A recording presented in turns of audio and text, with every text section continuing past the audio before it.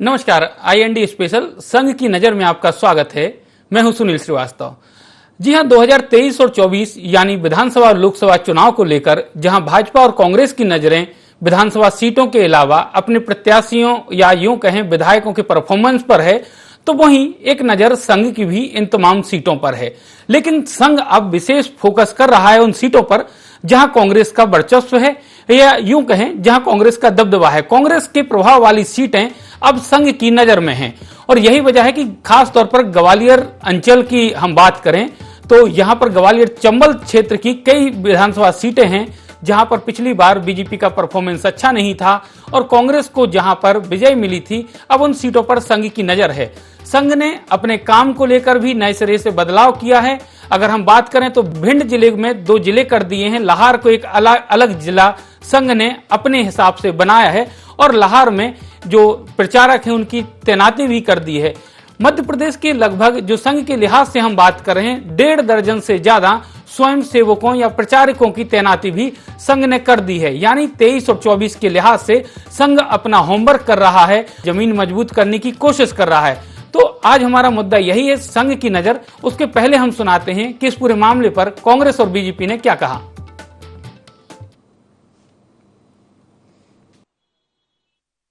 संघ चाहे कितनी भी रणनीति बना ले 2023 विधानसभा के लिए, परंतु जनता ने मन बना लिया है कमलनाथ जी को मुख्यमंत्री बनाने का। भारतीय जनता पार्टी पूरी तरीके से त्रस्त हो चुकी है। त्रिस्तरीय चुनावों में उन्होंने देख लिया कि किस तरीके से बढ़ चढ़कर कांग्रेस को बहुमत मिला। जनता ने 5 महापौर बनाए, परंतु भाजपा ने सत्ता का दुरुपयोग किया, प्रशासन का दुरुपयोग किया, पुलिस प्रशासन का दुरुपयोग किया और उसके बाद चुनाव को जीता है। परंतु जनता ने तो मन बना लिया था कांग्रेस को जिताने का। और 2023 में हमारे अभी जितने विधायक हैं, जहां जहां पर हमारे विधायक हैं, वहां पर संघ अपनी एक रणनीति बना रहा है और वहां पर जाकर चुनाव जीतने का प्रयास कर रहा है। परंतु मैं संघ को बता देना चाहती हूं कि जहां जनता का मन होता है, जहां जनता का मत होता है, वही चुनाव जीतता है। जितने विधायक अभी हमारे हैं उससे कई गुना ज्यादा बढ़कर 2023 में हमारे विधायक बनेंगे और हम पूर्ण बहुमत से मध्य प्रदेश में कमलनाथ जी की सरकार बनाने जा रहे हैं। संघ की अपनी अलग कार्यप्रणाली होती है, तो चुनाव भारतीय जनता पार्टी लड़ती है। बाकी संघ की जो विचारधारा है वो हम सबकी विचारधारा है। संघ की अपनी अलग कार्यप्रणाली होती है, तो चुनाव भारतीय जनता पार्टी लड़ती है। बाकी संघ की जो विचारधारा है वो हम सबकी विचारधारा है।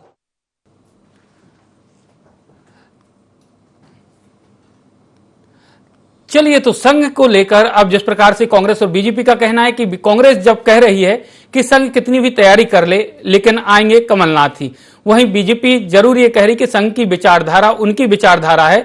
और अगर हम बात करें तो क्योंकि संघ की जिन सीटों पर नजर है उनमें मुरैना, ग्वालियर, विदिशा, गुना, राजगढ़, नर्मदापुरम है, श्योपुर है, लाहार, भिंड, पिपरिया, डबरा, भोजपुर, गंज बासौदा, दमोह, बैतूल, सीहोर, रायसेन, शिवपुरी और राघवगढ़, ये वो सीटें हैं जहां पर संघ विशेष फोकस किए हुए है। अगर हम संघ की बात करें तो इन सीटों पर संघ के जो प्रचारक हैं, समयदानी हैं या विस्तारक हैं, उनकी टोलियां भेजी जाएंगी और यहां पर ये वॉलेंटियर संघ के भाजपा के पक्ष में माहौल बनाने का काम करेंगे। जो मौजूदा फीडबैक है, जो मौजूदा हालात हैं, उसका फीडबैक संघ को देंगे।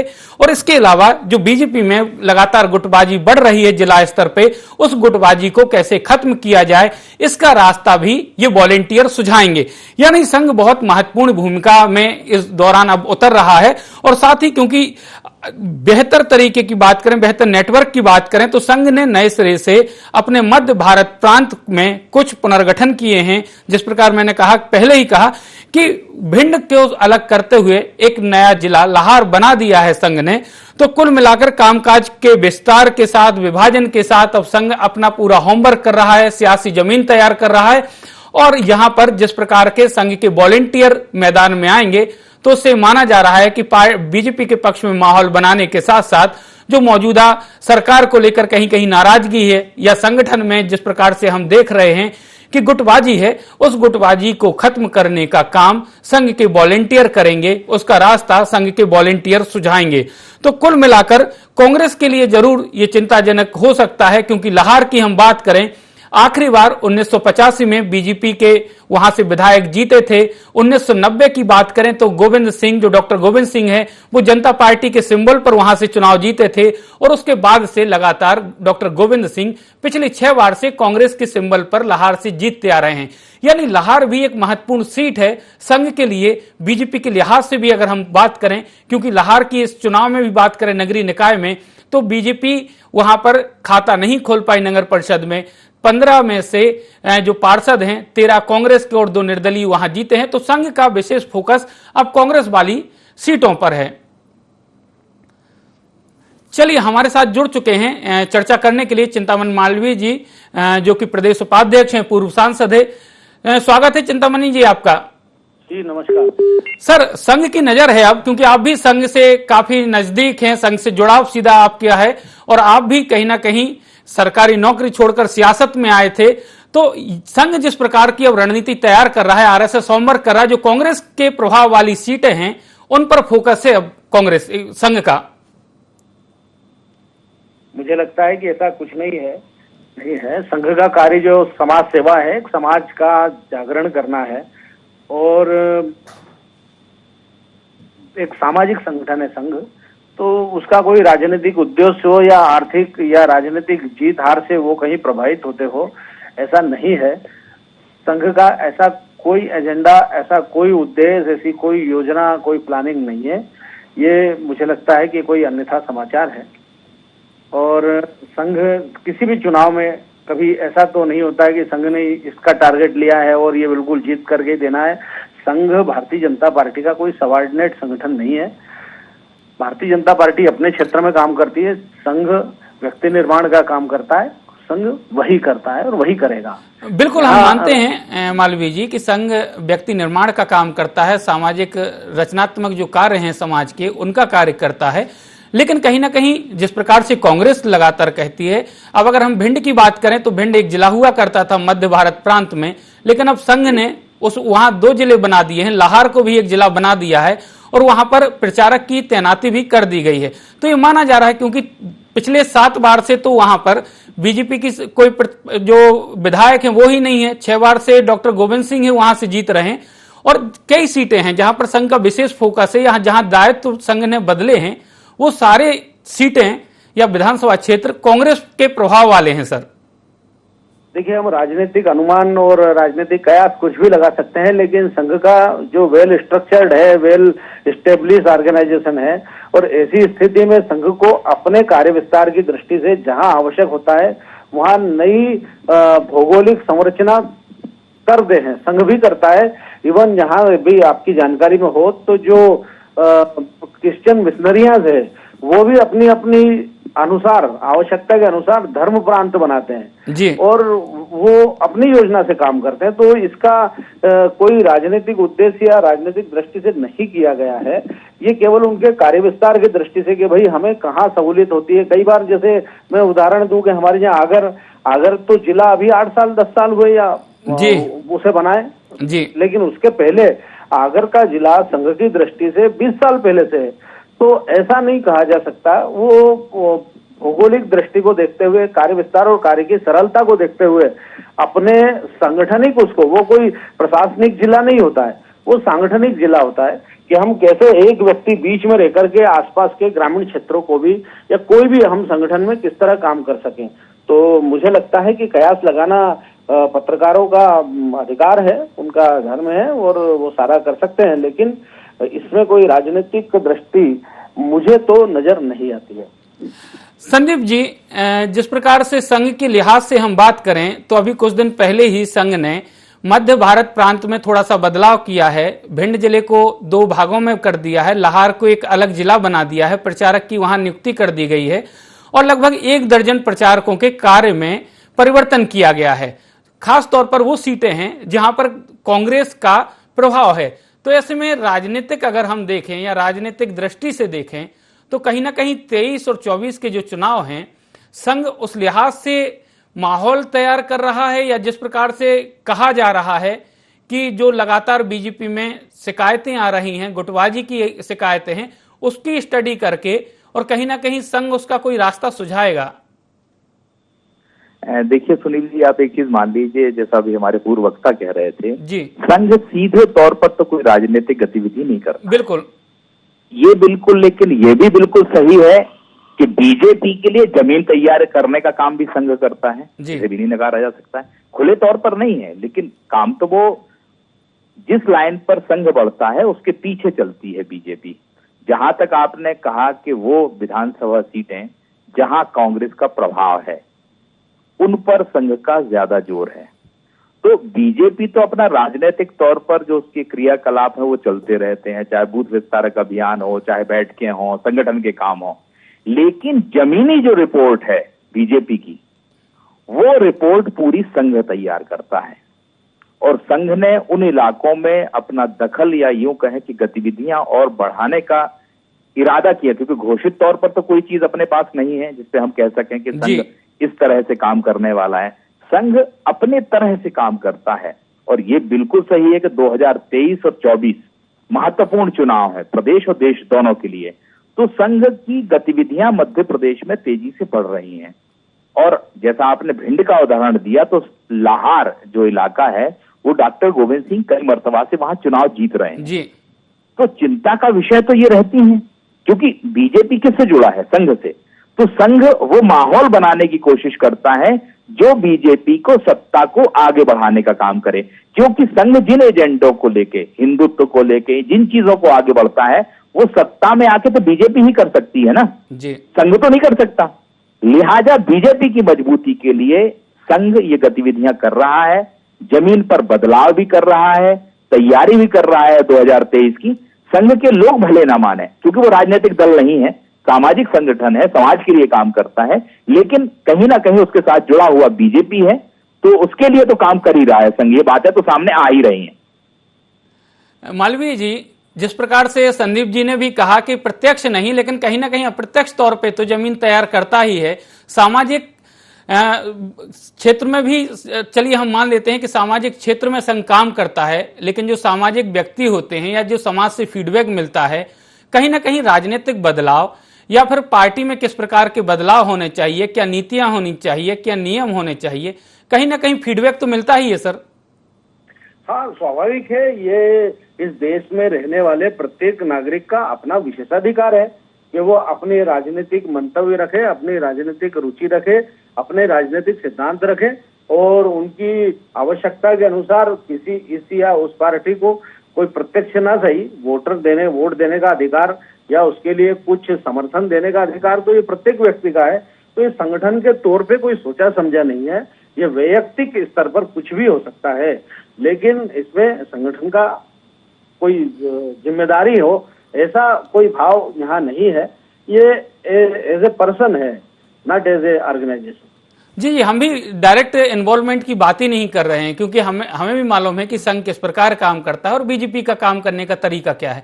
लेकिन सवाल यही है सर कि अगर हम बात करें, क्योंकि लगातार इस चुनाव में भी हमने देखा और आप भी कई जगह के प्रभारी हैं, आपके सामने भी ये चुनौतियां आई हैं कि कई इस चुनाव में नगरीय निकाय में आपने कांग्रेस से ज्यादा कार्रवाइयां की हैं, बागी इस चुनाव में आपकी पार्टी में कांग्रेस से ज्यादा लोग हुए हैं, और इस बार जो चिंता है बीजेपी की वो बागीपन को लेकर है कि कहीं ऐसा ना हो कि 2023 में, क्योंकि अक्सर हमने देखा है 2700 के करीब लोगों पर आप लोगों ने कार्रवाई की है इस बार, तो ऐसा ना हो कि बागी खड़े हो जाएं। तो उस दृष्टि से भी संघ आपको रिपोर्ट देगा ही कि इससे कैसे निपटा जा सकता है, इस बागपन से, और कैसे इन चीजों को मैनेज किया जा सकता है। देखिए, उचित है ऐसा इसलिए भी है कि आखिरकार जैसा कि मुझे परिचय नहीं है, हमारे पूर्ववक्ता ने कहा कि संदीप पौराणिक जी हैं सर, वरिष्ठ पत्रकार हैं मध्य प्रदेश छत्तीसगढ़ के। करता हूँ जो प्रत्येक व्यक्ति राजनीति के माध्यम, राजनीति समाज सेवा का सबसे बड़ा माध्यम है, और आखिरकार निर्णय का अधिकार भी राजनीतिज्ञों के पास ही होता है। तो हमारा अपना विचार है, अगर कोई राजनीतिक दल इम्प्लीमेंट करता है तो उसको जो नैतिक समर्थन देने का काम है, वो नैतिक समर्थन देने का काम तो हर कोई करता है और हर कोई करेगा ही। वैसा ही संघ को भी यदि लगता है, अगर कांग्रेस उन मानदंडों पर खरी उतरती है और कांग्रेस में उन सिद्धांतों को जिसे संघ स्वीकार करता है कांग्रेस समर्थन देती है, तो संघ को कोई गुरेज नहीं है कि वो कांग्रेस का समर्थन ना करे या इसका समर्थन ना करे। तो फिर वही बात है कि कोई ऐसा प्रस्ताव पास करके समर्थन करने का या बिल्कुल उसको अपनी जिम्मेदारी मान करके करने का या कोई टास्क लेने का या बीड़ा उठाने का या ऐसा कोई संकल्प या ऐसी कोई धारणा यहाँ पर नहीं है। ये उनका अलग रूटीन वर्क है और स्वाभाविक रूप से समविचारी संगठन है, तो वो एक सपोर्ट, एक समर्थन, एक सूचना, एक जो हो सकता है वो करते ही है, क्योंकि उनको लगता है कि भारतीय जनता पार्टी राष्ट्रवाद को पुष्ट करने का काम करती है, इसलिए समर्थन करना चाहिए। कांग्रेस यदि राष्ट्रवाद को पुष्ट करेगी तो कांग्रेस को भी समर्थन करेगा। हेलो, कि संघ अपना काम करता है, लेकिन अगर हम सीटों की बात करें तो जिस प्रकार से लगातार, चाहे हम डबरा की बात करें या राघवगढ़ की बात करें, सीहोर है, रायसेन है, कई ऐसी जगह हैं, कई ऐसे जिले हैं जहां पर कांग्रेस का अच्छा खासा दखल है और प्रभाव है। अब उस प्रभाव को कम करने के लिए जिस प्रकार से एक नए तरीके से संघ होमवर्क कर रहा है, तो आपको नहीं लगता कि आदिवासी इलाकों के लिए संघ की एक अलग रणनीति है? इन क्षेत्रों में किस प्रकार से जनाधार बीजेपी का बढ़े या समस्याएं जो भी हो सकती हैं, कैसे जनाधार बढ़ेगा, इस पे संघ, क्योंकि लगातार हम खबरें भी दिखाते हैं और रिपोर्ट भी करते हैं कि संघ उन जिलों में, उन सीटों पर लगातार पूरे मध्य प्रदेश में सर्वे करता है, सर्वे रिपोर्ट देता है और उसी के आधार पर बीजेपी टिकट या फिर काम को अंजाम देती है। जी देखिए, क्या टिकट का भी सवाल नहीं है, लेकिन जब वनवासी या अनुसूचित जनजाति के लोगों को, अनुसूचित जनजाति शब्द सही रहेगा, अनुसूचित जनजाति के लोगों को जब बरगलाया जाएगा, उन्हें सुसंगठित रूप से ये कहा जाएगा कि नहीं आप हिंदू नहीं है, और इस तरह उन्हें समाज से काटने का काम किया जाएगा, और उसमें कमलनाथ जैसे लोग कहेंगे कि नहीं नहीं आप तो अदर रिलीजन लिखवाइए, आप हिंदू नहीं हैं, और इस तरह की बात जब कमलनाथ जैसे राजनीतिक लोग अनधिकृत करेंगे, उनको करने का कोई जरूरत नहीं, कोई आवश्यकता नहीं उन्हें, लेकिन वो करेंगे तो स्वाभाविक रूप से जवाब, और जो राष्ट्रवादी संगठन है, जो देश की चिंता करने वाले संगठन है, वो ये कदम उठाएंगे ही, वो उन क्षेत्रों में जाकर के जन जागरण करेंगे ही। तो उस जन जागरण को या उस राष्ट्रभाव की जागृति को यदि आप राजनीतिक चेतना का नाम देंगे और भारतीय जनता पार्टी से जोड़ने का नाम देंगे, तो मुझे लगता है कि उसकी सही व्याख्या नहीं हो रही है। चलिए पूछ लेते भूपेन जी, हर चीज राजनीतिक चश्मे से नहीं देखनी पड़ती है, और संघ क्योंकि सामाजिक संगठन है, वो अपने दायित्व, अपने काम अलग तरीके से करता है। राजनीति में ज्यादा दखल संघ का होता नहीं है, ऐसा मालवीय जी कह रहे हैं। अगर संघ का राजनीति में दखल नहीं है तो इनके जो है प्रचारक वहां पर संगठन मंत्री के रूप में प्रतिनियुक्ति पे क्यों जाते हैं?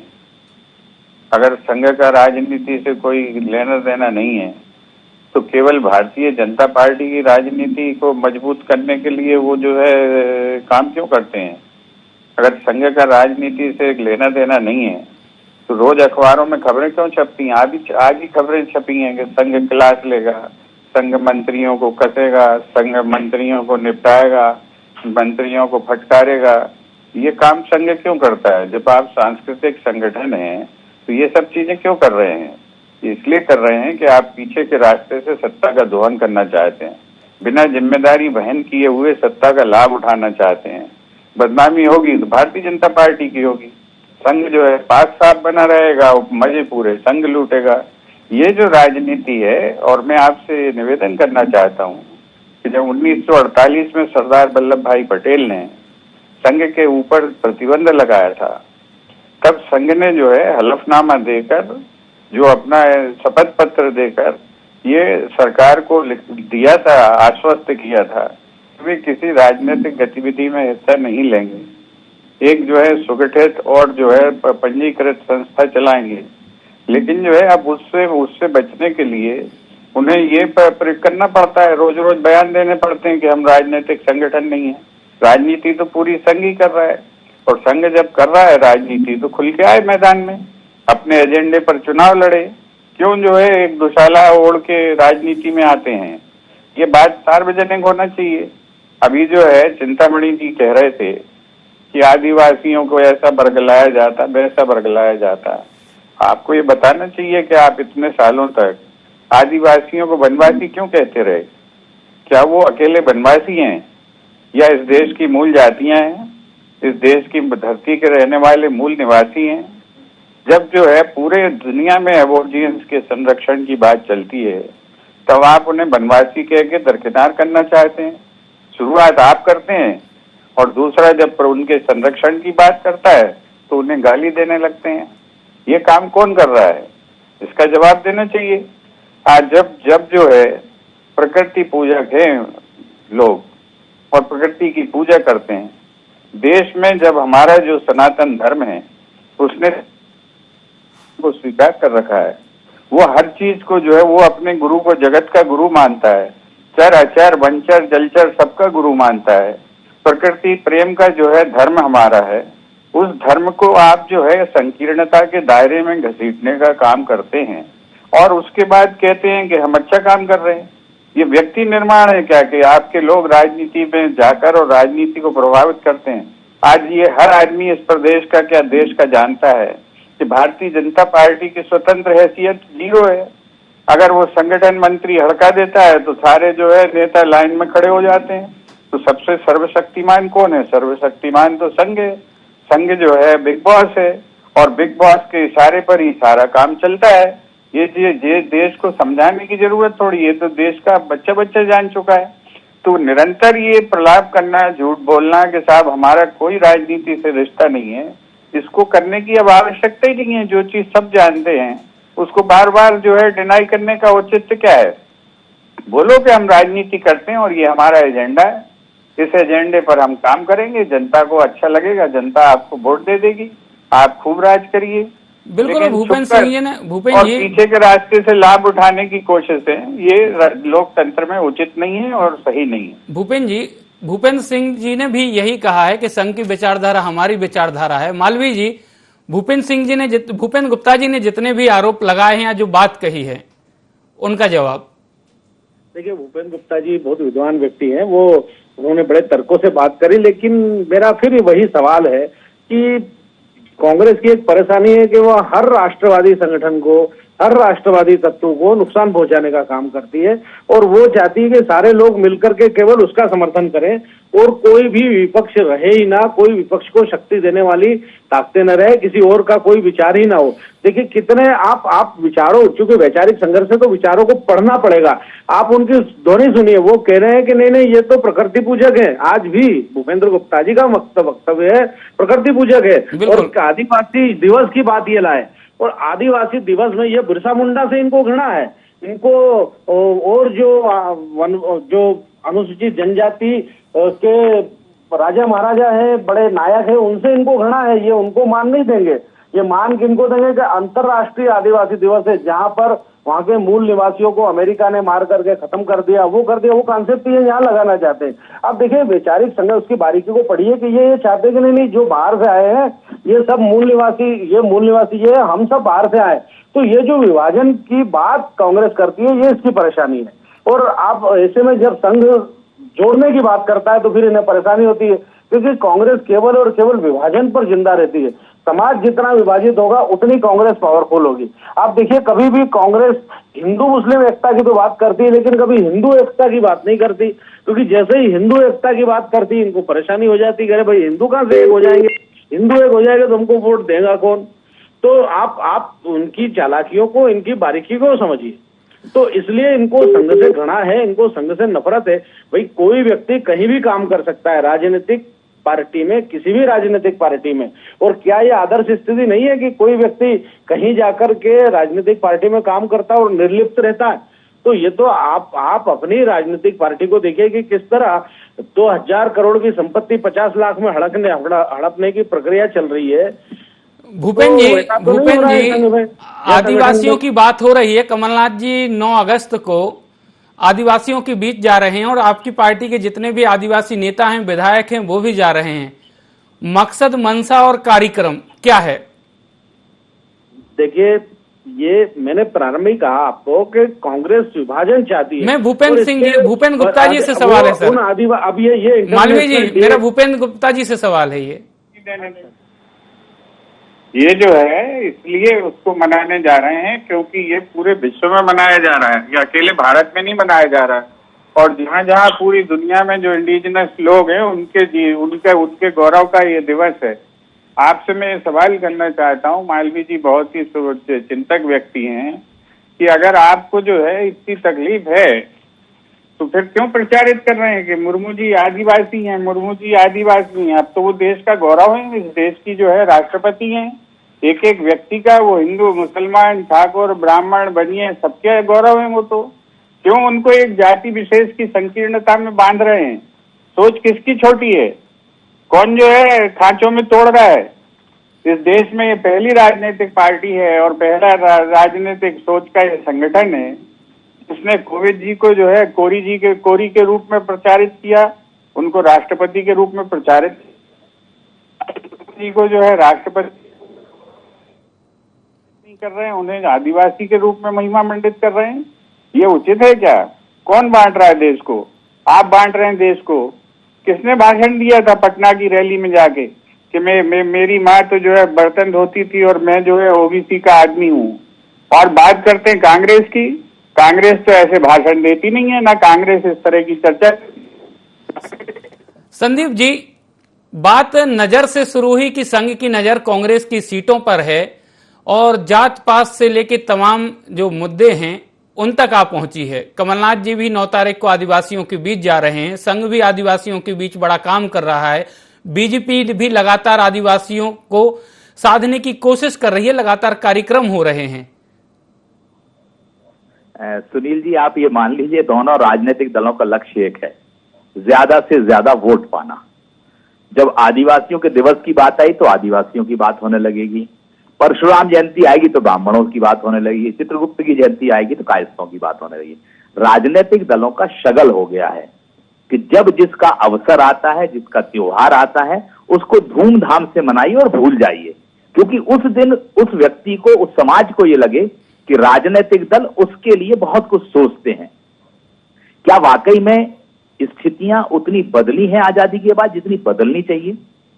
ये राजनीतिक दलों के लिए चिंतन मनन का विषय है। वोट तो मिलते रहेंगे, लेकिन उन वर्गों का दर्द भी सामने आना चाहिए, उनकी सुविधाएं भी मिलनी चाहिए। सिर्फ राजनीति नहीं होनी चाहिए। और वही बात हो रही है जो आप कह रहे हैं कि कहां से शुरू हुई थी और कहां पे आके ठहर गई। यही सिलसिला चल रहा है देश की राजनीति में। चलिए, आप तीनों मेहमानों का हमसे जुड़ने के लिए बहुत बहुत धन्यवाद। तो राजनीतिक दल अगर आम लोगों से उम्मीद करते हैं, अपेक्षा करते हैं कि धर्म जाति से ऊपर उठकर वो काम करें, तो राजनीतिक दलों को भी सोचना चाहिए कि वोट के नजरिए से आम लोगों को ना देखें, राष्ट्र हित की बात करें, राष्ट्र के विकास की बात करें और लोगों के विकास की और बेहतरी का काम करें। क्योंकि सियासी चश्मे में व्यक्ति सिर्फ वोट नजर आता है। और अगर हम बात करें तो क्योंकि 23 और 24 का चुनाव बहुत महत्वपूर्ण है बीजेपी और कांग्रेस के लिए, इसलिए चाहे हम संघ की बात करें, चाहे कांग्रेस की बात करें या बीजेपी की बात करें, लगातार अपने वोट बैंक बढ़ाने के लिए नए नए कार्यक्रम और नए नए तरीके से जनता को जोड़ने की कोशिश हो रही है। IND स्पेशल में आज इतना ही। हम कल फिर किसी मुद्दे के साथ आपके सामने हाजिर होंगे। तब तक हमें दीजिए इजाजत। नमस्कार।